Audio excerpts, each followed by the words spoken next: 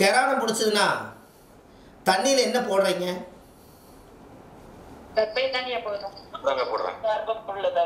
அப்போ சூரியனுக்கு ஒரு பேர் இருக்கு தெரியுங்களா? ஆத்மாகாரகன் என்று பொருள். அப்ப அந்த ஆத்மா தானே தெர்ப.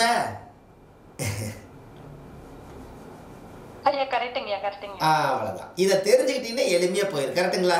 ஆத்மாகாரகன் சூரியன்னா கெரானம் பண்ணும்போது அந்த ஆத்மாகாரகனுடைய தெர்பயத்தை போடுறீங்க. மூதாதிகள் உங்களுக்கு ஆசீர்வாதம் பண்றாங்க. கரெக்டுங்களா?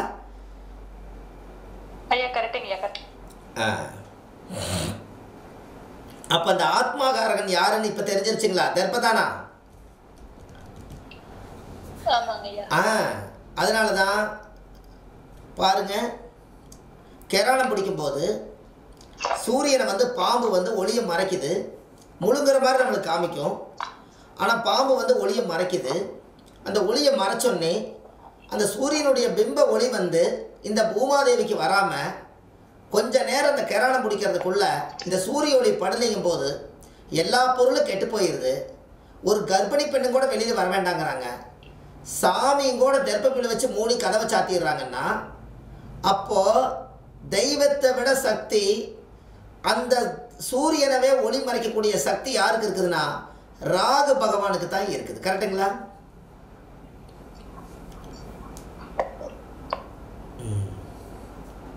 அப்ப ராகு பகவான் அந்த இடத்துல இருக்கிறதுனால அந்த சூரியனுடைய பிம்பங்கள் எல்லா சக்தியும் மறைக்கிற சக்தி ராகு பகவானுக்கு இருக்கிறதுனால தான் நீங்கள் அந்த சூரியனோட ராகு சம்மந்தப்பட்டு ஒரு கெரானம் பிடிக்கும் போது கடன் ஏதாவது நீங்கள் கடன் ஏதாவது வாங்கி கட்ட முடியாமல் இருந்தீங்கன்னா நீங்கள் கெரானம் பிடிச்சிருக்கும் போது போய் கடங்காருக்கு 1 லட்சம் 2 லட்சம் கொடுக்கணுன்னா கூட ஒரு 5000 ரூபாய் கொண்டு போய் இருந்தாங்க அந்த கடனில் வச்சு கழிச்சுங்கன்னு அன்னையிலேருந்து கொடுக்க ஆரம்பிச்சிங்கன்னா அடுத்த கெரானம் வர்றதுக்குள்ள உங்களுக்கு கடன் அடைஞ்சிடும். எப்படி?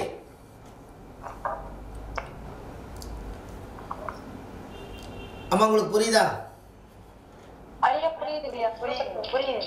ஏன் புரியுதுன்னா சூரியன் என்பது பித்திரு கடன் தான். நம்ம வாங்கியிருக்கிற கடன் பித்திரு கடன்.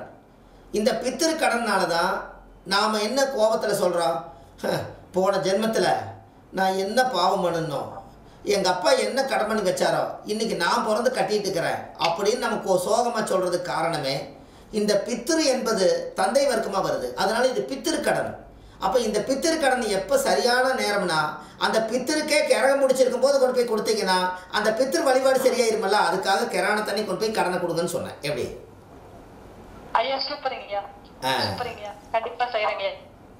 இந்த மாதிரி ரகசியத்தெல்லாம் நீங்க கேட்டிருக்கீங்களா?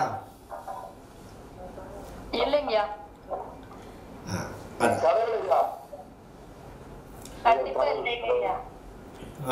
நீங்க தெரிஞ்சுக்கணும். அப்போ அந்த ஆதி காலத்தில் அந்த முன்னோர்கள் எல்லாம் எப்படி வாழ்ந்தாங்க, இப்படியெல்லாம் வாழ்ந்திருக்காங்கங்கிறத நீங்கள் நல்லா தெரிஞ்சுக்கங்க. அந்த காலத்தில் நவகிரகங்களோடவே நம்ம முன்னோர்கள் வாழ்ந்தாங்க. எல்லா வீட்லேயுமே ராகி இருக்கும், சோளம் இருக்கும், கம்பு இருக்கும், கேழ்வரகு இருக்கும், மாப்பிளை சம்பா அரிசி இருக்கும், சீரக சம்பா அரிசி இருக்கும், சாமை இருக்கும், கொள்ளு இருக்கும், நெல் இருக்கும், எல்லாமே இருக்கும். இதெல்லாம் சிறுதானிய உணவுகள். இதெல்லாம் வீட்டுக்குள்ளே இந்த வாசத்திலேயே இவங்க வாழ்ந்ததுனால இந்த வாசம் அத்தனை நவதானியங்களும் சிறுதானியம் பூரா அத்தனையும் நவதானியமாக இருக்கிறதுனால நவக்கிரகத்துக்கு சொந்தமான தானியம் நவதானியமே.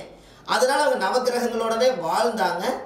அதனால் அவங்களுக்கு எந்த நோய் இல்லாமல் நிம்மதியாக இருந்தாங்க. எப்படி? இன்னி நம்ம வீட்டில் காலையில் காப்பி போடுறதுக்கு காப்பி பொடியும் டீ தூள் தான் அதிகமாக யூஸ் பண்ணுறோம். கொஞ்சம் நவதானியம் இருக்குதான்னு கேட்டு பாருங்க, பாதி பேருடைய வீட்டில் இருக்காது. கரெக்டுங்களா? ஆனால் காப்பி பொடி தீர்ந்தால் நம்ம காப்பி பொடிவை மறக்காமல் வைக்கிறோம். ஆனால் டீ தீர்ந்தால் டீ வைக்கிறோம். இதே நவதானியத்தை நீங்கள் ஒரு மாதத்துக்கு ஒருக்கா ஒரு மண்ணில் செம்மண்ணில் எடுத்து கொஞ்சம் ஒரு கையார எனக்கு நவகிரகம் பூரா நம்ம ஜாதகத்தில் வேலை செய்யணும்னு சொல்லி உங்கள் ஜாதகத்தில் அந்த நவகிரகத்தினுடைய தானியத்தை எல்லாம் அந்த தண்ணியில் ஊற வச்சு கொஞ்சம் போட்டு எல்லாத்துக்கும் உயிர் கொடுத்தீங்கன்னா உங்கள் ஜாதகத்திற்கு நவகிரகம் தூங்கிட்டு இருக்கிறதெல்லாம் எந்திரிச்சு வளர ஆரம்பிச்சிடும். அப்புறம் நீங்களும் வளர்ந்துருவீங்க. அதனால தான் ஆதி காலத்தில் முளைப்பாறை வந்து கல்யாணத்தன்னைக்கு போட்டாங்க. எப்படி?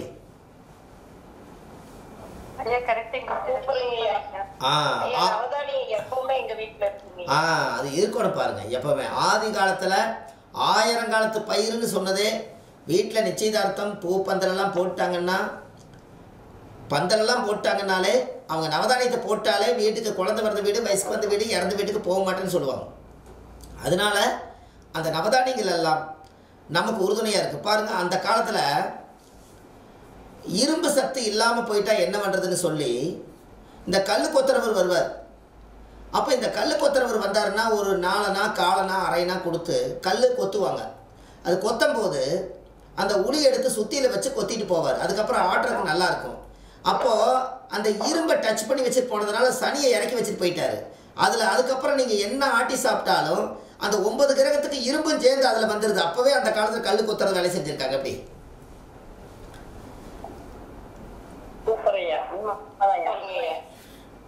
அம்மா கரெக்டு தானா?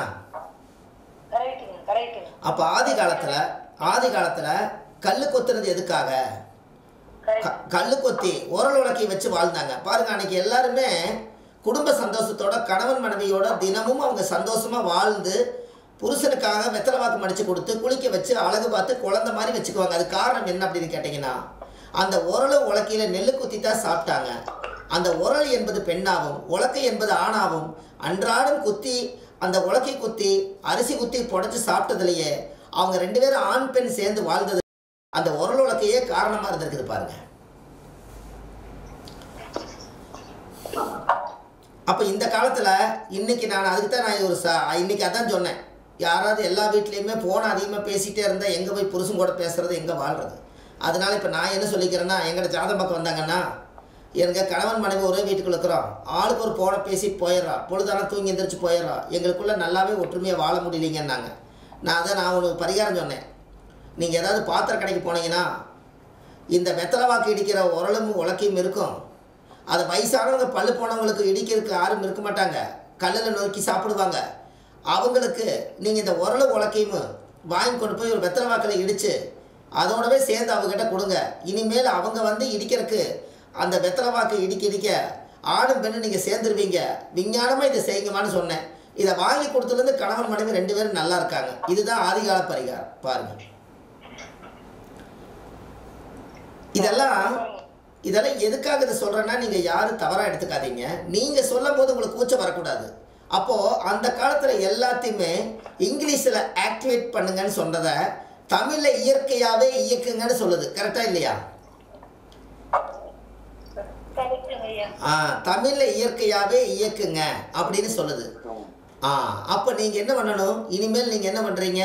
உங்கள் ஜாதகத்தில் நம்ம ஜாதகம் நல்லபடியாக நம்மளுக்கு இனிமேல் ஒரு சிறப்பாக வரணும்னு சொன்னால், வீட்டில் காசு பணமெல்லாம் தங்கணும்னு சொன்னால், எங்கேயாவது குளத்தில் தாமரை நல்லா முளைச்சி வரும்.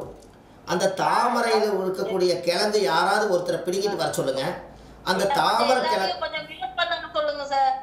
என்னங்கம்மா? அவங்க பேசுறதெல்லாம் நமக்கு கேக்குது. அவங்கள கொஞ்சம் மியூட் பண்ண சொல்லுங்க. சரி. சரி. அதாவது தாமரை கிழங்கு, அந்த தாமரை கிழங்கு கிடைச்சதுன்னா அந்த கிழங்கை வாங்கிட்டு வந்து மஞ்சள் துணியில் கட்டி உங்களுடைய பூஜை ரூம்லையோ தொழில் செய்கிற இடத்துல வச்சு அதுக்கு சாம்பிராணி போக காமிச்சிங்கன்னா உங்களுக்கு காசை பிடிச்சி தருதுன்னா அந்த கிழங்கு வந்ததுக்கப்புறம் அதோட நிவர்த்தி ஆயிடும். தாமரையே மகாலட்சுமி, காசு அதில் தான் தங்குதுன்னு நீங்கள் தாமரை மேலே தான் மகாலட்சுமி உட்காந்துருக்கு. நான் என்னங்கிற தாமரை கிழங்கவே நீங்கள் கொண்டு வந்துட்டீங்கன்னா அஸ்திவாரமே கையில் எடுத்துட்டீங்கல்லன்னு.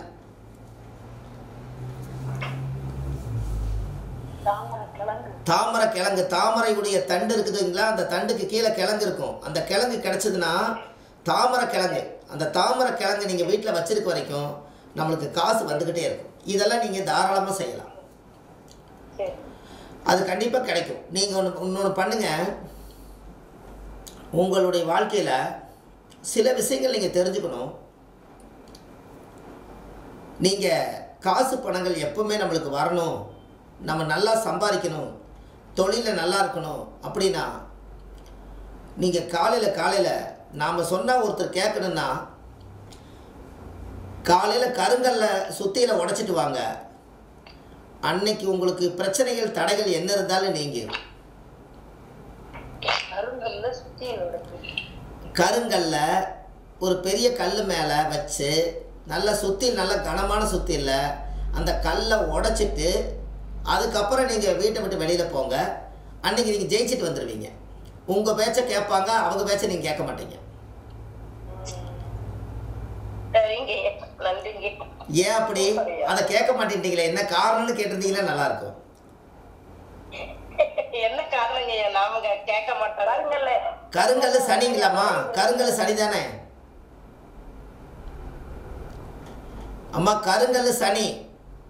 அந்த சனிங்கிற தடையை உடைச்சிட்டு போனீங்கன்னா உங்களுக்கு வழி கிடைச்சிருதில்லன்னு சொல்ல வரேன். அந்த காலத்தில் மண்ணெல்லாம் கல்லா மாற, மண்ணெல்லாம் கல்லா மாறுறதுக்கு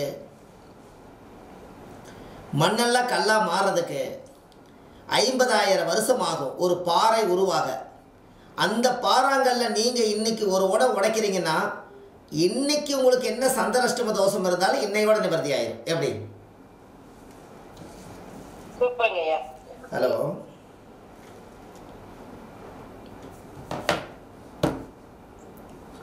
அம்மா புரியுதா? நீங்கள் ஜோசியராக இருக்கீங்க. அப்போ நீங்கள் ஜோதிடராக இருக்கும்போது நாம் சொல்கிறத அவங்க கேட்கணும்னா காலையில் ஒரு கல்லை உடைச்சிங்கன்னா நம்ம மனசில் இருக்கிற தடையும் சேர்ந்து உடைஞ்சிடும். இல்லை நீங்கள் ஒரு இடத்துல எனக்கு ஒரு சின்ன எனக்கே தெரியுது இன்றைக்கி என்னமோ ஒரு கெடுதல் நடக்க போகுதுன்னா உங்கள் உடம்புல இருக்கக்கூடிய இந்த நெகத்தில் இருக்கக்கூடிய அழுக்கை நீங்கள் கடித்து, நம்ம கையில் எல்லா நெகத்தையும் கடித்து, கையிலேயே வாயிலேயே கடிச்சது பிளேடு படாமல் வாயிலேயே கடிச்சு எல்லா நெகத்தையும் ஒன்றா சேர்த்து தலையை சுற்றி ஒரு ஓரமாக தூக்கி போட்டு போயிட்டீங்கன்னா அந்த விபத்துனால நாளைக்கு உங்களுக்கு எந்த கேடும் வராது. அந்த நெகத்தை கடித்து துப்பிட்டு போனீங்கன்னா அது ஏன் அப்படி? ஒரு விபத்து நடக்குது, நம்ம ஒரு சதை ஒன்று பிய போகுது, அந்த நெகத்தெல்லாம் எல்லாம் கையில் இருக்கிறது எல்லாத்தையும் எடுத்து வெளியே போட்டு போயிட்டீங்கன்னா போகும்போது ஒரு விபத்து நடந்து அந்த நெகம் சதையெல்லாம் பிஞ்சு நாம் வீடு வந்து சேரும்போது விபத்து வர்றதுக்கு பதிலாக நாமளே நெகத்தில் சதையிலிருந்து பிச்சு நெகத்தை எடுத்துட்டிங்கன்னா உங்களுக்கு விபத்து குறைஞ்சிருதலைங்கன்னு சொல்ல வரேன். என்னங்கம்மா?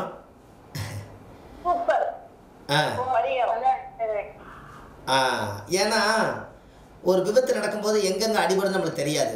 ஆனால் இந்த தலைக்கு வந்தது தலப்பாவோட போச்சுன்னு சொன்னீங்கல்ல, என்னங்க ஐயா? ஐயா புரியல.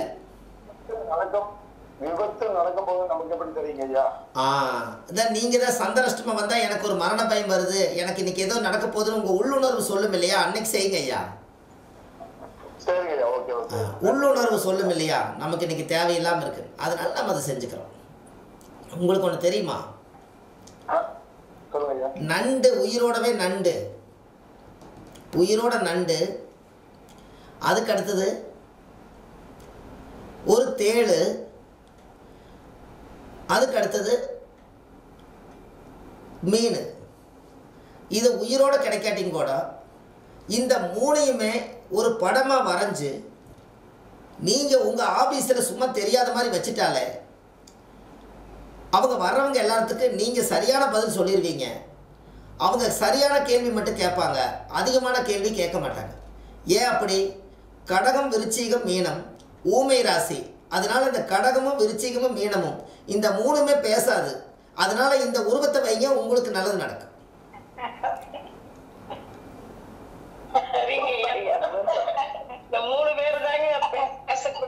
பேசுறவங்களே இந்த 3 பேர் தானா? ஆமா. கடக சங்கமம் படத்துல தண்ணியில மீன் அழுதா கரைக்கு ஒரு தகவல் வருவதில்லை, எனக்கு ஒரு நாதியிலேன்னு வரும். தண்ணியில் மீன் அழுதா கரைக்கு தகவல் வராதான். அப்படின்னா தண்ணிக்குள்ளே சோகமாக நினைக்கிற மீன் கண்ணீர் விட்டால் தண்ணியோடு கலந்துருமே, கரைக்கு எப்படி தகவல் வருங்கன்னு. அப்போது அது அதுக்குள்ளேயே இருந்து வாழ்க்கையில் நீரோடவே பேசிக்கிட்டு இருக்குது. மீன ராசி நீரோடவே பேசுது. விருச்சிக ராசி விருச்சிகமும் அப்படித்தான், அது பாட்டுக்கு எங்கேயோ தனியாக போய் ஒரு வங்கில் அடைஞ்சிக்குது. இந்த 3 ராசியும் இதை பேச விட்டால் நீராக கொட்டிடுவாங்கன்னு தெரிஞ்சுதான் ஊமையாக வச்சிருக்கிறாங்க ஆண்டவன். அதனால அது ஊமை ராசி என்று பொருள். எப்படி?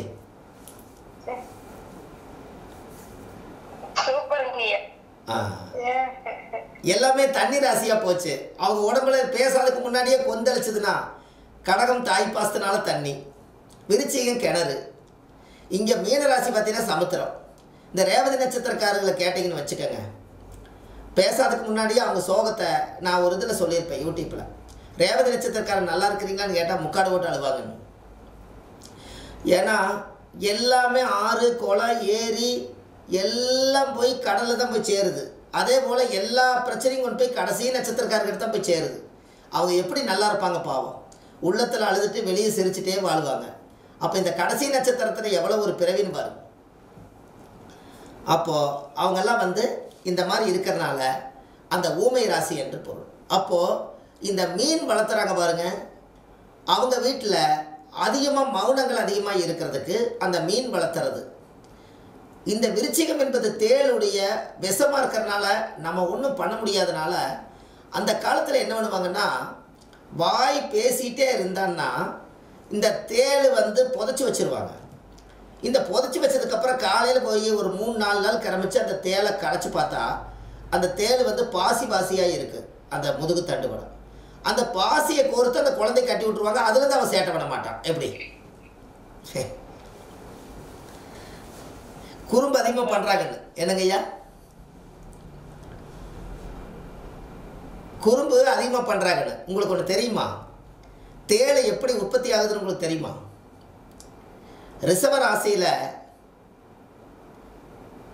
அதாவது பொதுவாகவே மாடு சாணி போட்டுச்சுன்னா 1 மாதம் அல்லது 15 நாளைக்கு அந்த சாணியை களைக்காமல் விட்டுட்டிங்கன்னா காஞ்சு அந்த தேள் அதுக்குள்ளே கரெக்டாக ஒரு குச்சி எடுத்து களைச்சிங்கன்னா அந்த சாணிக்குள்ளே 10 தேள் இருக்கும். சாணிக்குள்ளேருந்து தான் தேள் உருவாகுது பாருங்க. எப்படி பசுமாட்டு சாணத்தில் இருந்து தான் அந்த தேளே உற்பத்தி ஆகுது.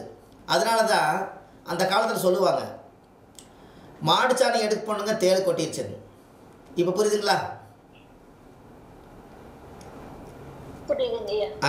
அதனால தான் அது எப்படி லிங்க் பண்ணி வச்சாங்கன்னா, ரிஷப ராசியில் மாடு இருக்குது, அதோட நேர் 7ஆம் பார்வை விருச்சிகமாக இருக்குது. அப்போ அந்த மாட்டோட சாணம் இங்கே ஆசன வாயுவாக வருது. அப்போ ஆசன வாயுங்கிறது தான் விருச்சிகம். அந்த ஆசன வாயுவிலிருந்து வந்த கழிவுல தான் விருச்சிகம் தேள் உற்பத்தி ஆகுது. எப்படி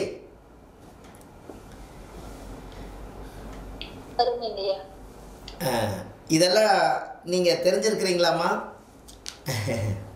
கொஞ்சம் கொஞ்சம் விசித்திரமான வார்த்தைகள் எல்லாம் உங்களுக்கு இந்த மாதிரி நீங்க நிறைய ஆராய்ச்சி பண்ணி எங்களுக்கெல்லாம் தெரிவிக்கிறது ரொம்ப எங்களுக்கெல்லாம் புரியும். அதான் பாருங்க, உங்களுக்கு இந்த மாதிரி எல்லாம் இறைவனுடைய அருளால் இன்னைக்கு உங்களுக்கு இந்த ஆதிகால பரிகாரத்தை பற்றி முதல்ல உங்களுக்கெல்லாம் வகுப்பெடுத்ததில் உங்களுக்கெல்லாம் இப்போ எப்படி இருக்குதுன்னு சொல்லுங்களேன்.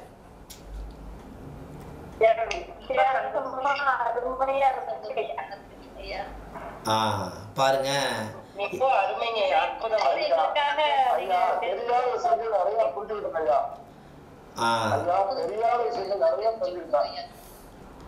அதான் பாருங்க, நம்ம தெரிஞ்சுக்கணும் இல்லைங்களா? அதனால நீங்கள் சொன்ன மாதிரி இதே போல் வாரம் ஜோதிட வகுப்பு, ஆதிகால பரிகாரத்தை பற்றி எல்லாம், முன்னோர்கள் எப்படியெல்லாம் வாழ்ந்தாங்க, எப்படியெல்லாம் பரிகாரத்தை கிரியேட் பண்ண முடியும், பரிகாரம்னா இனிமேல் நம்மக்கிட்ட ஒரு பெரிய சொத்தை நம்ம எப்படி உருவாக்கி வச்சுக்கிறதுங்கிறதுக்கு தான் இந்த வகுப்பே உங்களுக்கு நான் ஆரம்பித்தேன். நாமளும் இந்த உலகத்தில் கொஞ்சம் பேர்த்துக்கு ஜோதிடமும் இந்த ஆதிகால பரிகாரமும் சொன்னால் இந்த சின்ன சின்ன எளிமையான பரிகாரங்களை வச்சும் கூட மக்கள் தப்பிச்சுக்கலாம் அல்லவா? கலியுக காலம் அல்லங்க. அதனால் இந்த பரிகாரங்கள் எல்லாம் ஒரு ஆணித்தனமாக நீங்கள் எழுதி வச்சுக்கோங்க. சொல்லும்போது உங்களுக்கு அது ரெக்கார்டாக இருக்கும். நான் 1 வருஷ கோர்ஸாக ஏன் நான் கொண்டு வந்தேன்னா, இந்த பரிகாரங்கள் ஒரு நாளைக்கு ஒரு வித்தியாசமான பரிகாரங்களை உங்களுக்கு நான் சொல்ல ஒரு வருஷ காலம் நீங்கள் பயணம் பண்ணி இத்தனை பரிகாரத்தையும் நீங்கள் கேட்டவங்க நீங்கள் எப்படி சும்மா இருப்பீங்க? 10 பேர்த்துக்கு சொல்கிறதுக்கு நீங்கள் நல்ல ஒரு தகுதி பெற்றவராக வந்துடுவீங்க. அப்போ நீங்கள் 10 பேர்த்தை காப்பாற்றுறதுக்கு நீங்கள் தகுதி பெற்றவர் ஆயிட்டீங்கன்னா இதை விட எனக்கு ஒரு சந்தோஷம் வேறு எதுவுமே இல்லை. அதனால் என்னுடைய அனுபவத்தில் கிடைச்ச அத்தனை ரகசியத்தையும் யாரெல்லாம் இந்த ஜூம் மீட்டிங்கில் எத்தனை பேர் எல்லா வேலையும் விட்டுட்டு கேட்குறீங்களோ அவங்கெல்லாம் புண்ணியம் பண்ணியிருக்கீங்க. அதனால தான் இந்த நேரத்தில் நீங்கள் தூங்கி எந்திரிச்சிருந்தாலோ கொஞ்சம் நேரம் சாப்பிட்டு படுத்திருந்தாலோ காலையில் விடியத்தான் போகுது. ஆனால் இப்படிப்பட்ட ரகசியங்கள் எல்லாம் உங்களுக்கு கொஞ்சம் இருந்தால் இன்னும் நீங்கள் திடகாத்திரமாக வரலாங்கிறது எனக்கு ஒரு நம்பிக்கை. அதானுங்கம்மா?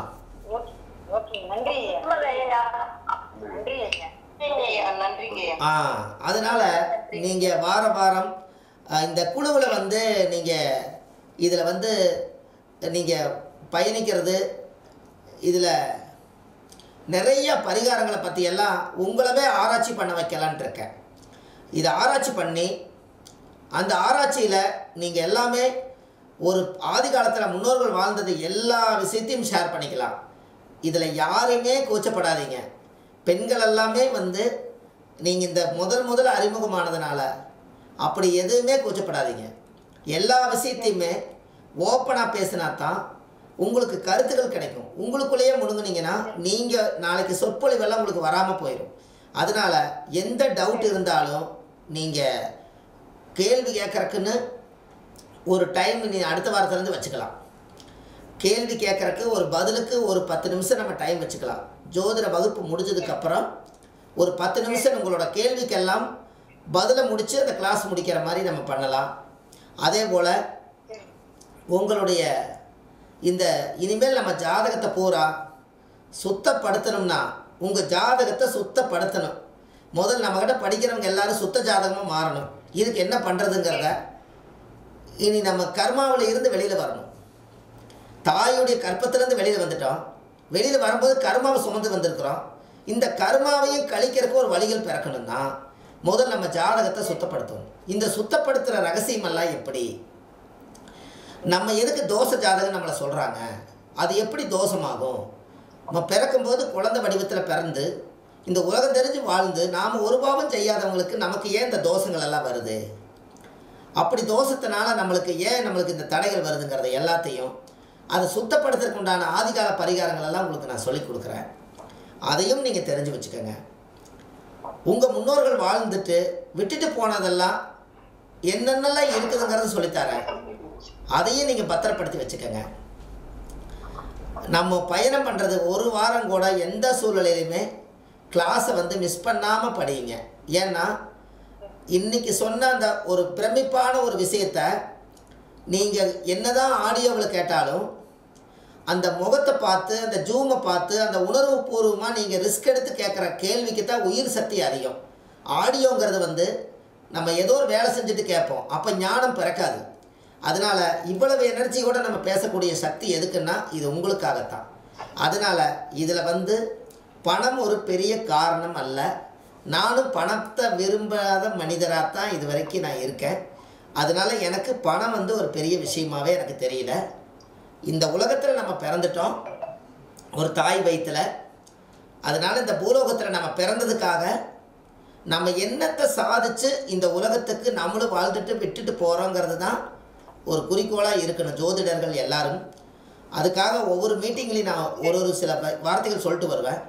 அதில் நீங்கள் இதில் 108 பேர் உள்ளே கலந்துக்க போகிறீங்க. அதில் இப்போ கொஞ்சம் பாதி பேர் உள்ளே வந்திருக்காங்க, பாதி பேர் இன்னொரு பேட்சாக போடலான்னு நினச்சேன். இருந்தாலும் பரவாயில்ல, 108 கொண்டு வந்துடலாம், ஒரே பயணம் பண்ணலான்னு நினச்சிருக்கேன். அடுத்த வாரத்துக்குள்ளே 108 பேர் உள்ளே வந்துடுவாங்க. இந்த 108 பேருக்கும் 27 நட்சத்திரம் இன்ட்டு 4 108 பாதத்துக்கு 108 பேரும் ஆதிகால பரிகாரத்தை நல்லா தரமாக நீங்கள் கற்றுக்கிற அளவுக்கு நீங்களே ஜாதகம் பார்த்தா 4 பரிகாரத்தை டக்குன்னு எடுத்து நீங்கள் சொல்லணும். ஒரு ஜாதகத்தில் சூரிய நீசம் ஆயிடுச்சா, ரைட்டு, இந்த சூரிய நீசத்தை நெருப்பாக மாற்றணும். என்ன பண்ணலாம்? நேராக கிடுகிடுன்னு போங்க, ஒரு கடைக்கு போங்க, ஒரு கடை வீதி போங்க, 1 கிலோ அவர் 10 கிலோ 20 கிலோ கறிக்கட்டை வாங்கி தேய்க்கிறவர் கொண்டு போய் கொடுங்க. உடனே அவர் என்ன பண்ணுவார்? கறிக்கட்டை சனியாக இருக்கிறத அது நெருப்பாக மாற்றி சூரியனாக மாற்றுவார். அப்போ சூரிய நீசமாக இருக்கிறது சூரிய ஹீட் ஆகிரும். உங்களால் அந்த சூரியன் வந்து நெருப்பாக இருக்கும். சூரியனுடைய தாக்கம் உங்களுக்கு ஜம்முன்னு வேலை செய்யும். அப்போ இதனுடைய அமைப்பை சிம்பிளாக ஒரு வேலை செஞ்சுட்டு போகலாமல்ல, இல்லைங்களா? அப்போது ஆதி காலத்தில் முன்னோர்களெல்லாம் அந்த காலத்தில் இப்படித்தான் வாழ்ந்தாங்க. அப்போ நம்ம ஒரு விஷயங்களையும் இப்படி எளிமையான பரிகாரமாக சொன்னோம்னா உங்களுக்கும் வந்து ஒருத்தர் அவங்க வாங்கி கொண்டு போய் கொடுக்கும்போது நம்மளுக்கு அது நிவர்த்தி ஆகும். யாருக்கெல்லாம் சூரியன் சனி சேர்ந்துருக்குதோ அவங்களுக்கு சூரியன்னா நெருப்பு, சனினா கருப்பு. அப்போ கருப்பு நெருப்பு ரெண்டு சேர்ந்தது கறிக்கட்டை தானே, எரிஞ்சு புகஞ்சு போனதானே. அப்போ சூரியன் சனி சேர்ந்துருக்கிறவங்க எல்லாருமே நீங்கள் ஒரு கறிக்கட்டை வாங்கி ஒரு 10 கிலோ வாங்கி அந்த அயன் பண்ணி தேய்ச்சி துவைச்சி அயன் பண்ணி மடிப்பு கலையாமல் கொடுக்குற கௌரவத்துக்காக அவங்களுக்கு கொண்டுட்டு போய் நீங்கள் கொடுத்துட்டு வாங்க. வசதி இருந்த ஒரு அயன் பாக்ஸே வாங்கி கொடுத்துட்டு வாங்க. தேய்க்கிற பெட்டி வெங்கலத்தில் உங்களுடைய வாழ்க்கை அன்னையில் இருந்து எல்லா துணியும் தேய்ச்சி தேய்ச்சி மடிப்பு கலையாமல் போட்ட சூரியனுடைய பதவி உங்களுக்கு வந்துடும். எப்படி?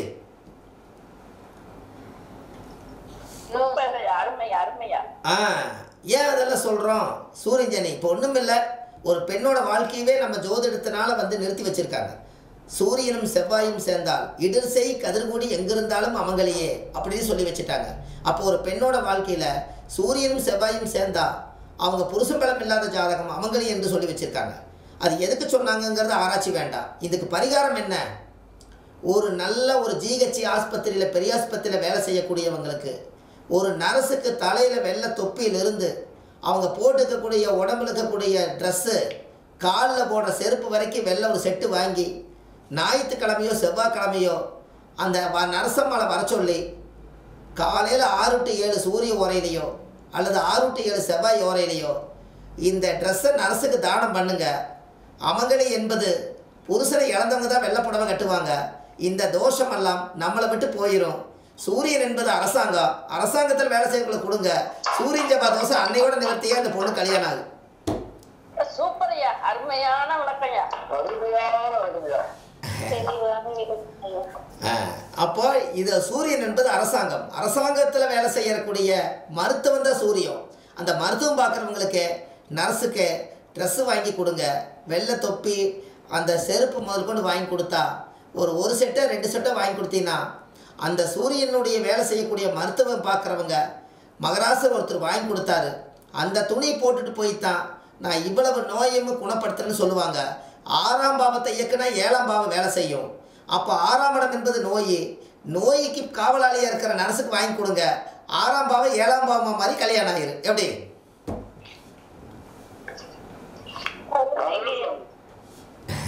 ஒண்ணுமே பண்ண முடியாது. இது மாதிரி கேட்டதே இல்லை போங்கய்யா. அப்போ இதெல்லாம் ஆதி காலத்தில் ஒரு சூரியன் செவ்வாய்க்கும் ஒரு பரிகாரம் வச்சுக்கணும் அப்படின்னு இது ஒரு தர்ம வழி பரிகாரம். ஏன்னா எத்தனையோ பெண்களுக்கு சூரியன் செவ்வாய் சேர்ந்துருந்தா புருஷ பலம் இல்லாத ஜாதகம்னு சொல்லி வச்சுருக்காங்க. அதுக்கும் வந்து ஒரு தானத்தில் தான் நம்ம கர்ம வினைகள் தீரும். அப்போ அதை வாங்குறதுக்கு ஒருத்தர் பிறந்திருப்பாங்க. மகராசராக கொண்டு போய் கொடுத்துட்டு வாங்க. நீங்களும் ஜோசி பார்க்க யாராவது வந்தாங்கன்னா அது ஒரு மருத்துவம் பார்க்குறவங்களுக்கு அதை வாங்கி கொடுங்கன்னு சொல்லுங்கள். அதுவே உங்களுக்கு ஒரு பிரதானமான ஒரு பரிகாரமாக ஆயிரும் அல்லவா? அப்போ அரசாங்கத்துக்கு உண்டானவர் சூரியனாக்கிறனால அவங்க உண்மையாலுமே அரசாங்க காசு வாங்கி சாப்பிட்றவங்களுக்கு கொடுத்தீங்கன்னா சூரியனும் செவ்வாயும் சேரும்போது அதை ஏற்றுக்கிறாங்க. அதனால தான் அவங்களுக்கு அந்த தோஷங்கள் வந்து நிவர்த்தி ஆகுது. அப்போ இந்த பரிகாரம் முன்னோர்கள் அந்த காலத்தில் பண்ணிக்கிறாங்க. போன வாரம் மீட்டிங்கில் தான் நான் சொன்னேன், சூரியன் செவ்வாய் யாராவது சேர்ந்துருந்தா சூரியனை நெருப்பு, செவ்வாயினா பூமி. உங்கள் வீடு வாசலில் வந்து டைல்ஸ் இருந்ததுன்னா கூட ஒரு கல்லை எடுத்துட்டு 1 அடி 2 அடி குழியை தோண்டி அதுக்குள்ளே கொண்டு போய் ஒரு மண் விளக்கை வச்சு ஒரு 7 நாளைக்கு விளக்கேற்றிட்டு வாங்க. அந்த வீட்டில் மாப்பிள்ளை வந்து சீக்கிரமாக கல்யாணம் பண்ணிடுவான்னு சொன்னேன். ஏன்? செவ்வாயினா பூமிகாரகன், குழியை பறிங்க. சூரியனா நெருப்பு, அதுக்குள்ளே மண் செவ்வாய் தான். செம்மண் எம்மண்ணுக்கும் தோஷம் இல்லை. 2 அடி குழியை தோண்டி அந்த விளக்கு ஒரு 7 நாள் உள்ளே வச்சு போட்டு வந்தீங்கன்னா புது மண்ணில் விளக்கு போடுறீங்க, புது வாழ்க்கை வாழ போகிறீங்க. சூரியன் ஜபா தோசை ஃபஸ்ட் கிளாஸாக வேலை செய்யும்.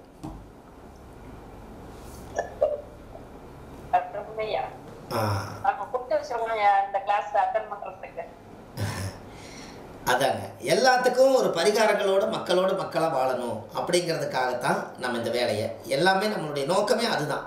இதில் யாரும் வந்து எந்த ஒரு கூச்ச சுவாகம் இல்லாமல் நம்மளோட நட்பு பயணங்கள் எல்லாம் நீடித்து வரட்டும். குரூப்பில் வந்து நல்ல விஷயங்கள், கருத்துள்ள விஷயங்களாக இருந்தால் மட்டும் குரூப்பில் போடுங்க. குரூப்பில் ஒருவருக்கு ஒருவர் நல்லா பகிர்ந்துக்குங்க, பேசலாம். எக்காரணத்து கொண்டும் இந்த விளம்பரங்கள் எல்லாம் உள்ளே போடாதீங்க. யாரோ ஒரு ஜோதிட வகுப்பு உள்ளே போடாதீங்க. ஒருவருக்கு ஒருவர் கொஞ்சம் மனமாற்றங்கள் வரும். இது நல்லபடியாக போகணுன்னா நீங்களே ஒரு கண்ட்ரோலாக எடுத்துக்கங்க. ஒரு நல்ல விஷயங்களை மட்டும் போடுங்க அதில். ஏன்னா நான் அதிகமாக குழுவிலேயே இணைய மாட்டேன். ஏன்னா நம்ம ஸ்டாப்பு தான் எல்லாம் மெயின்டைன் பண்ணுவாங்க. அதனால் நம்ம குழுவில் வந்து பதில் போடுறதுக்கெல்லாம் டைம் நேர காலம் இறைவன் கொடுத்து வைக்கல.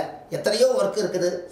இது மாதிரி புக்கு ஒரு 5 கிலோவில் எழுது, இப்போ ஒரு 7 கிலோவில் எழுதிக்கிட்டு இருக்கேன். ஆதிகால பரிகார புக்கு 7 கிலோவில் எழுதிட்டு இருக்கேன். அது என்ன புக்கு என்ன டைட்டிலுங்கிறது கொஞ்ச நாளில் அந்த பேரை சொல்கிறேன். இது 5 கிலோ எழுதுறதுக்கு உடம்புல 5 கிலோ குறைஞ்சிருச்சு. இனி 7 கிலோவில் எழுதுகிறேன்.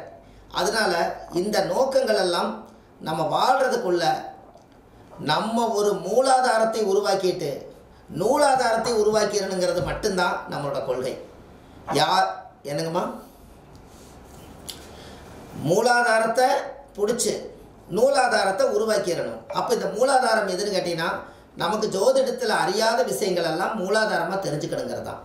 அப்போ இதை நீங்கள் தெரிஞ்சு வழிநடத்தி போகும்போது உங்கள் வீட்டில் இருக்கிற எல்லாருமே குழந்தை குஞ்சு எல்லாத்துக்கும் பரிகாரம் கிடச்சிடும். உங்களையும் நீங்கள் சரி பண்ணிவிட்டு வர்ற மக்களையும் நீங்கள் சரி பண்ணிடலாம். அந்த நம்பிக்கை எனக்கே இருக்குது. நீங்கள் ஒரு வருஷம் பயணம் பண்ணி நல்ல விதமாக படித்து வரும்போது உங்களுக்குள்ள ஒரு பெரிய ஒரு 6 லட்சம் பூஸ்ட் சாப்பிட்ட தெம்பு வந்துடும். நீங்களே 4 பேர்த்துக்கு டக் டக் டக் டக்குன்னு பரிகாரம் சொல்லுவீங்க. அந்தளவுக்கு நான் எனர்ஜியோடு உங்களுக்கு நான் வந்து என்னால் முடிஞ்ச கலையை நான் உங்களுக்கு சொல்கிறேன். நீங்கள் மனப்பூர்வமாக அதை ஏற்றுக்கிட்டு ஒரு பிரதானமாக நீங்கள் கொண்டு போனீங்கனாலும் சந்தோஷம்தான். இன்னும் அடுத்த வாரத்தில் இதுவரைக்கும் பரிகாரம் ஒரு ஜோதிடத்தையும் விளக்கியிருக்கிறோம். பரிகாரம் சேர்ந்து வருது இல்லைங்களா? இதில் ஜோதிடமும் உள்ள வருது, ஆதிகால பரிகாரம் உள்ள வருதுங்களாம்மா? இது கலந்த கலவையாக வருது. அது ரொம்ப சந்தோஷம் தானே? ஏன்னா சில விஷயம் தெரிஞ்சுக்கிறீங்களவா? நிச்சயமாங்க ஐயா. தெரியாத விஷயங்கள் தான் நீங்க ஒவ்வொன்றும் நீங்க தந்தது எல்லாமே. அதனால் இன்னும் வந்து இந்த ஆதிகால பரிகாரத்தை முடிஞ்ச அளவுக்கு நான் உங்களுக்கு உதவியாக இருப்பேன். அடுத்த வாரத்தில் உங்களுக்கு திங்கட்கிழமையே நான் வச்சுக்கலான்ட்டு இருக்கேன். ராமருடைய ஜாதகத்தை சொல்லி முடிக்கலாம். பாருங்கள், ராமர் வந்து வாழ்க்கையில் ஒரு மனிதனாக இருந்தவர் இன்றைக்கி ஒரு மகானாக மாறி இன்றைக்கி ஒரு தெய்வ வடிவத்தில் இன்றைக்கி உலகமே போற்றுது. அந்த ராமருக்கு ஒரு பெரிய நமஸ்காரம். அவருடைய ஜாதகம் தான் நம்மளுக்கு கொஞ்சம் கையில் கிடச்சிது. கடகலக்கணம். அவர் கடகலக்கணத்தில் பிறந்து அவர் ஜாதகத்தில் அவர் பட்ட பாடு கஷ்டம் புராணத்தில் வந்து எந்த மூலாதாரத்தில் இல்லை. அப்போது நல்லா பாருங்கள், லக்னம் என்பது கேந்திரம் அப்படின்னா கேந்திர ஸ்தானம்னா 1 4 7 10. அப்போ கேந்திரம் என்பது 1 4 7 10. அப்போ ராமருடைய ஜாதகத்தில் 1ங்கிறது ஜாதகர். அப்போ 1ஆம் இடம் வந்து ஜாதகரே. அப்போ அவரே என்ன பண்ணார், வாழ்க்கையில் எல்லாம் உருவாக்கி அவரால் அனுபவிக்க முடியல. அப்போ லக்னமே பாதிக்கப்பட்டுருச்சு. அதுக்கு அடுத்தது 4ஆம் பாவம் பெற்ற தாய். அந்த தாயும் வந்து தாயோட பாசம் இல்லாமல் வனவேசம் போனார். 7ஆம் இடம் மனைவி விட்டு பிரிஞ்சு போனார். 10ஆம் இடம் தான் கர்மா, ஜீவனத்துக்கு வழி இல்லாமல் காட்டுக்குள்ளே இருந்தார். அப்போது 1 4 7 10 அவர் ஜாதகத்தில் அப்போது வேலை செய்யல. சரி, கேந்திரம் 1 5 9. இந்த 1 5 9ங்கிறது திரிகோணம். இந்த திரிகோணத்துக்கு ஜாதகரே பாதிக்கப்பட்டவர். 5ஆம் இடம் என்பது அவருடைய குழந்தை லவகுஷன். அதையும் விட்டு காட்டுக்குள்ளே போயிட்டார். 1 5 9ஆம் இடம் என்பது அப்பாவுக்கு ஏமகாரியம் செய்யறதுக்கும் கோடி கொள்ளி போடுறதுக்கும் அப்பா ஸ்தானத்துக்கும் வரல. அப்போ இவர் ஜாதகத்தில் 1 4 7 10 கேந்திரமும் வேலை செய்யலை, திரிகோணம் வேலை செய்யல. சரி, அப்போ இவருக்கு என்னதான் அவருக்கு வேலை செஞ்சுருக்கோம் அப்படின்னு பார்த்தா, நம்மளுடைய மனைவியை கடத்திட்டு போயிட்டார். நாம் வந்து விஸ்வரூபம் எடுத்து ராவணனை வதை செஞ்சு எதிரிகளை அழிக்கும் சக்தி 6ஆம் பாவம். அதில் தான் எதிரிகளை அழித்து அவர் வந்து ஜெயிச்சு இன்னைக்கு கோயில் கட்டி கும்பாபிஷேகம் ராமர் ஜென்ம பூமியில் நடக்கிறதுக்கு இழந்ததெல்லாம் மீண்டும் பெற்று வந்ததுக்கு காரணமே 6ஆம் பாவம் வந்து சண்டை, வழக்கு, கடன், எதிரி. இந்த 6ஆம் பாவம் தான் அவர்கிட்ட திறமையாக போய் அதை வதை செஞ்சு அதுக்குண்டான பரிகாரத்தை தேடிட்டு இன்றைக்கி ராமருக்கு இன்றைக்கி கும்பாபிஷேகம் நடந்து இன்றைக்கி ராமர் ஜென்ம பூமியில் அவருடைய ஜென்மம் பிறந்த இடத்துலையே போய் கோயிலை கட்டி கும்பாபிஷேகம் பண்ணி இன்றைக்கி அதே இடத்துல ஜம்முன்னு உட்காந்துக்கிறதுக்கு காரணமே ஒரு காலம் வரைக்கும் வெயிட் பண்ணால் நம்மளுக்கு நல்ல காலம் பிறக்கும், அது வரைக்கும் பொறுமையாக இருந்து தான் ஆகணும்னு சொல்லி பல நாள் காட்டுக்கு போய் வனவேசமாகி சண்டையாகி யுத்தமாகி கடைசியில் அவருக்கு பல்லாண்டுக்கு அப்புறம் வந்து அவர் ஜென்ம பூமியில் வந்து இன்றைக்கி அவரை கையெடுத்து கும்புற அளவுக்கு வந்தாங்க. அப்போது யாருக்கெல்லாம் 6ஆம் பாவம் நம்ம ஜாதகத்தில் எதிரி பிரச்சனை, சண்டை வழக்கு நோய் கடன் எதிரி எல்லாம் இருக்குதோ அதுக்கு சரியான கோயில் அயோத்தியில் ராமர் ஜென்ம பூமியில் இருக்கக்கூடிய ராமர் கோயில் தான். ஒரு முறை வாழ்க்கையில் அயோத்தி போயிட்டு வந்தீங்கன்னா உங்கள் ஜாதகத்தில் 6ஆம் பாவம் ஃபஸ்ட் கிளாஸாக வேலை செய்யும். இதுதான் ஆராய்ச்சி. எப்படி ஐயா ராமருக்கு 6ல வந்து ராகு பகவான் இருக்காருங்க ஐயா. 6, 9, 11 ராகு இருக்கிறது சிறப்பு தானுங்கம்மா.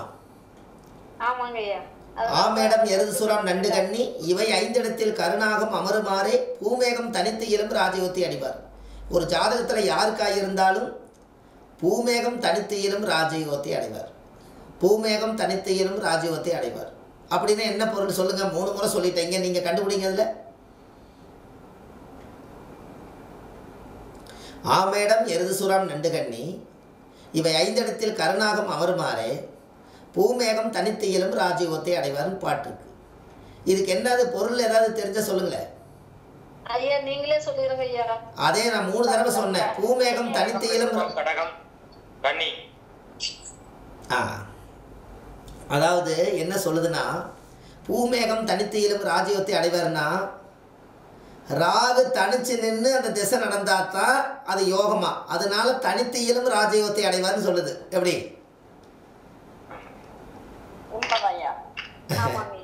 அப்போ ராகு திசையே நடந்து 6, 9, 11 ராகு இருந்து எனக்கு ராகு திசையே என்னங்க எல்லாமே ராகு திசையில் அருமையாக இருக்குன்னாங்க. என்னங்க எனக்கு ஒன்றுமே நடக்கலைன்னா ராகு தனிச்சு நிற்கணும், அப்போ தான் அது ராஜயோகத்தை பிடிக்குமா? ஏன் நீங்கள் தூங்கும்போது பாம்பை கூட்டிகிட்டு வந்து பக்கத்தில் படுத்து தூங்குவீங்களா என்ன? அப்போ தனித்து இயலும் ராஜயோகத்தை அடைவார்னா அது இருக்கும் இடத்தில் இருந்து விட்டால் எல்லாம் சவிக்குமேன்னு சொல்லுது. அதனால ராகு என்றைக்குமே பாம்பு சூரியனவே முழுங்கிறதுனால யார் வந்தாலும் முழுங்கிடும். அதனால அவரை பொட்டாட்டம் விட்டால் அவர் பிரம்மாண்டமான வேலையெல்லாம் செய்வாருங்கிறதுக்காகத்தான் ராகு வந்து தனிச்சு நிற்கணும். அது 6, 9, 11 இருந்து அந்த தசாபுத்தி வந்தால் அவர் அந்த ராஜயோகத்தை தொடுவார் என்று பொருள் சொல்லுது. கரெக்டா? உங்களுக்கு இந்த விளக்கமெல்லாம் பிடிச்சிருக்குதுங்களா? ரொம்ப பிடிச்சிருக்குதுங்க ஐயா.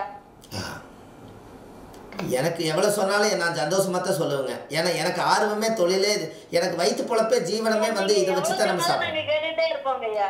நீங்க எவ்வளவு சொன்னாலும் நாங்க கேட்டுட்டே இருப்போம். இந்த மனசு எப்படி நிறையாதோ அது போல நீங்க சொல்றது எங்களுக்கு நிறையவே நிறையாது, வந்துகிட்டே இருக்கணும். ஏன்னா நம்ம ஜீவனமே எங்களுக்கு இதுதான்.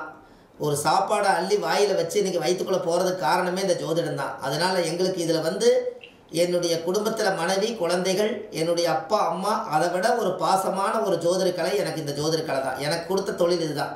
அதனால இதை நம்ம ஜீவனத்தை நம்ம சரியா செய்யணும் இல்லைங்கம்மா? ஆமாங்க ஐயா. அதாவது நீங்க கடல் போல நிறைய வச்சிருக்கீங்க, அது வந்து எங்க மனசு நிறைய நீங்க கொடுக்க போறீங்க. அதுதான் எங்களுக்கு ரொம்ப புண்ணியமான இந்த நேரத்துல நாங்க உங்களை சந்திச்சு இதெல்லாம் உங்ககிட்ட இருந்து வாங்குறதெல்லாம் எங்களுக்கு ரொம்ப ரொம்ப புண்ணியமா நாங்க பிறந்ததுக்கு கொடுத்து வச்சிருக்கோங்க ஐயா. ரொம்ப சந்தோஷமா. நேரம் வந்து இன்னைக்கு 10:30 மணி ஆக போகுதுங்க. கொஞ்சம் முன்ன பின்ன இருந்ததுனால இன்னைக்கு நம்ம எல்லாரும் பேசினோம். எல்லாரும் நிம்மதியாக நல்லபடியாக தூங்குங்க. உங்களுக்கு எல்லாத்துக்கும் இரவு வணக்கம். இதில் எல்லாரும் இந்த குரூப்பில் வர்றவங்க எல்லோரும் வாங்க. இதில் இன்னும் கொஞ்சம் பேர்த்த மட்டும்தான் இணைக்கிறேன். சரியாக 108 பேர் தான். அதுக்கப்புறம் அந்த கிளாஸ்குள்ளே உள்ளே கொண்டு வர வேண்டாம். ஏன்னா எப்படி கிரகங்கள் பிறந்ததோ எப்படி நட்சத்திரங்கள் பிறந்ததோ அப்படியே வாழ்ந்துட்டு போயிடலாம். இந்த தமிழ்நாட்டில் 108 பேர்த்த ஆதிகால பரிகாரமாக ஒரு டீச்சராக உருவாக்கிறணுங்கிறது என்னுடைய கொள்கையில் இந்த ஜோதிட வகுப்பை உருவாக்கியிருக்கேன். அதில் உங்களுக்கு அதுபோக பக்கவளமாக உங்களுக்கு இந்த புக்கு வேறு கொஞ்சம் இருக்குது. அப்போ இதையும் நீங்கள் கொஞ்சம் சும்மா இருக்கும்போது கொஞ்சம் நீங்கள் இந்த சுவையும் கொஞ்சம் எடுத்துக்கிட்டு சொல்கிற சுவையும் கொஞ்சம் எடுத்துக்கிட்டிங்கன்னா எந்த இடத்துலையும் நீங்கள் நின்று நீங்கள் ஒரு 10 பேர்த்துக்கு பாடம் சொல்லி கொடுக்கலாம். நீங்களும் ஒரு பாடகமாக இருந்து அந்த பாடசாலையை ஆரம்பிக்கிறதுக்கு என்னுடைய அனுமதி, உங்களுக்கு முழுமையான அனுமதி உண்டு. நீங்கள் கவலையே படாதீங்க. அந்த 1 ஆண்டு காலம் மட்டும் இதெல்லாம் சொல்லுங்க ஐயா, நாங்க வாங்கிக்கிறோம். அதெல்லாம் வரட்டுங்கம்மா. இன்னும் புக்கு வராதனால இப்போ நானே ஒரு 10-30 பேர்த்துக்கிட்ட பணம் வாங்கிட்டு அவங்களுக்கே திருப்பி சொல்லதான் இருக்குது. சனிக்கிழமைக்குள்ளே வந்துருன்னு சொல்லியிருக்காங்க. வந்துருச்சுன்னா எல்லாத்துக்கும் கூப்பிட்டு கொடுத்துருவேன். அது கொஞ்சம் போட்டிருக்க மக்களுக்கு எல்லாம் நல்லபடியாக நடக்கட்டுங்கம்மா. இந்த நாள் வந்து ஐயா ஐயா சொல்லுங்க. அம்மா சொல்லுங்க. ஐயா, ராமமூர்த்தின்னு ஒரு ஐயா எனக்கு கால் பண்ணாங்க ஐயா. இப்ப பணம் கட்டினது வந்து ஒரு இதுக்காக அவர் கேட்கலைங்க. எப்ப நீங்க கஷ்டப்பட்டு உருவாக்குனீங்களோ இந்த புக்கை என்னைக்கு நமக்கு கிடைக்கும்னு அவர் தவம் இருந்து எனக்கு கால் பண்ணாருங்க. கண்டிப்பா ஐயா கொடுப்பாங்கன்னு நான் சொல்லியிருக்கிறேங்க. கிடைக்குங்கம்மா. அது வந்து கிருஷ்ணகிரியில இருந்து போன் பண்ணாருங்க ஐயா. கண்டிப்பா ஐயா கொடுத்துருவாங்க அப்படின்னு நான் சொல்லியிருக்கேன் ஐயா. ஆமா, அந்த புக்கு இன்சார்ஜ் கால் பண்ணிட்டா கொரியருக்கு அவர் பணம் போட்டு விடுறேன்னு சொல்லியிருக்காருங்க ஐயா. அதாங்கம்மா, என்னை பொறுத்தளவு இந்த புக்கு என்னைக்கு நம்ம இந்த புக்கு வாங்கினாலும் நான் அடிக்கடி எல்லா மீட்டிங்லேயும் சொல்கிறதான். ஏற்கனவே நம்மளால தெரிஞ்ச அளவுக்கு கொஞ்சம் அன்னதானம் நம்ம பண்ணுறோம். அந்த அன்னதானம் பண்ணுறத கையிலேருந்து காசு போட்டு தான் செய்கிறோம். இந்த புக்கு கொஞ்சம் விற்றுச்சுன்னா இதில் இருக்கிற ரகசியங்கள் எல்லாம் மக்களுக்கு போச்சுன்னா அதுலேயும் கொஞ்சம் காசு கிடைச்சாலும் அதையும் நான் அன்னதானத்துக்கு தான் செலுத்த போகிறேன்னு இந்த புக்கிலேயே நான் எழுதியிருக்கேன். அதனால வந்து ஆமாம், அதனால மக்களுக்கு இந்த புக்கு மட்டும் இல்லை, எல்லாத்துலேயுமே என்னோட பணிவிடை இருக்கும். இருந்தாலும் நம்ம இந்த புத்தகம் வந்து ஒரு பொக்கிஷமாக என்கிட்ட வந்ததுனால எனக்கு அவ்வளோ சந்தோஷமாக இருக்குது. இவ்வளோ பெரிய புக்கு ஒரு பகவத்கீதை மாதிரி ஒரு ஆதிகால பரிகார புக்கை வந்து நம்ம இந்த அளவுக்கு ஒரு 3-4-5 கிலோவில் உருவாக்கணும்னு எனக்கு ஒரு பெரிய ஒரு மகிழ்ச்சி. என்னென்னா இவ்வளோ பெரிய புத்தகத்தை நம்ம எழுதணுமே, நாமளே ஜோதிடத்தை வகுப்பாக எடுத்து சொன்னால் என்ன அப்படின்னு எழுதும்போது ஞானம் வந்தது. அதனால உங்களுக்கு ஆதிகால பரிகார வகுப்புன்னு ஒரு கிளாஸ் உங்களுக்கு வச்சேன். நீங்க குருஜியா எங்களுக்கு கிடைச்சதே ஒரு மிகப்பெரிய பொக்கிஷம், இறைவன் கொடுத்த பொக்கிஷம். இது நான் மனத்தளவுல இல்ல, என் உயிரளவுல சொல்றேன். பொக்கிஷம். ரொம்ப மகிழ்ச்சிங்கம்மா. எல்லாரும் நீண்ட ஆயுளோடு, நிறைந்த செல்வத்தோடு, உயர்ந்த புகழோடு, நிம்மதியும் சந்தோஷத்தோடு நிரந்தரமாக நல்லா வாழணும். இந்த புண்ணிய பூமியில் ராமருடைய ஒரு சிம்மாசனத்தில் அமர்ந்தது போல எல்லா போராட்டங்களும் இன்னையோடு நிவர்த்தியாகி இந்த பரிகாரத்தால் நிறைய பேர் வெற்றி அடையணும்னு சொல்லி என்னுடைய மனமார்ந்த நன்றி தெரிவித்துக் கொள்கிறேம்மா. எல்லாத்துக்கும் நன்றி, வணக்கம், இரவு வணக்கம். எல்லோரும் நிம்மதியாக போய் தூங்குங்க. ஏதாவது ஒன்றுன்னா நீங்கள் தனிப்பட்ட முறையில் பேசுகிறது எல்லாமே ஃபோன் பண்ணி பேசுங்க. குரூப்பில் மெசேஜ் ரிப்ளை வராது. அதனால நீங்கள் எங்களுக்கு ஃபோன் பண்ணி சொல்லுங்கள். அதுக்கு உடனே நான் உங்களுக்கு ஃபோன் பண்ணி சொல்கிறேன். எல்லாத்துக்கும் நன்றி. தீர்காயுசு. எல்லாரும் நல்லா ரொம்ப நன்றி.